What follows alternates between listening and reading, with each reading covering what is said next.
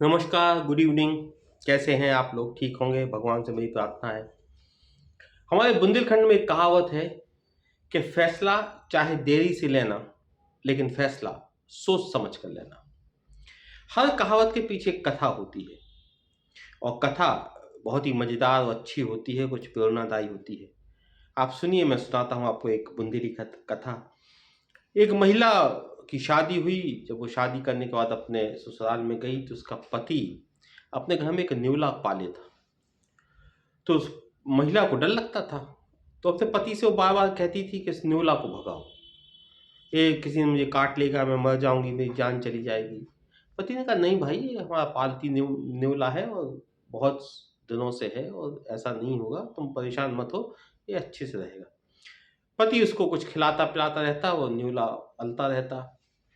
समय बीतता गया, महिला गर्भवती हुई, फिर उसके यहाँ एक बेटा हुआ, बच्चा हुआ। वो भी उसके साथ खेलता रहता था। एक दिन जब वो लेकिन वो डर उस महिला के जो दिमाग में बैठ गया था कि न्यूला किसी दिन जानलेवा साबित होगा। वो डर उसके दिमाग में चलता रहता। एक दिन वो महिला गई पानी लेने के लिए। जब वो पानी लेकर आ रही थी वापस, तो उसने उस न्योले को देखा कि घर के बाहर वो बैठा है और उसके मुंह में कुछ खून जैसा लगा है। उस महिला को 100% लगा कि आज इसने मेरे बेटे को काट खाया है और जो मेरे बेटे का खून जो है उसके दांतों में लगा है और अब मेरे बेटे का जीवन खतरे में है। तो जो गुंड होती है हमारे बुंदेलखंड में, पीतल की बहुत बड़ी सी, वो सब अपने सिर पे रखे थी, उसमें पानी भरा था। तो इतनी गुस्से में आ गई कि उसने पूरी वो गुंड अपने सिर से उठाई और उस न्योले के ऊपर पटक दी। न्योले की वहीं मौत हो गई। जब वो अंदर गई तो उसने देखा कि उसका बेटा तो सुरक्षित लेटा है, लेकिन उसने देखा कि कुछ दूरी पर एक बहुत ही जहरीला सांप मरा हुआ डला है। वो कुछ ही देर में समझ गई कि सांप आया होगा मेरे बेटे को काटने के लिए और न्योले ने उससे संघर्ष किया और उसको मार डाला।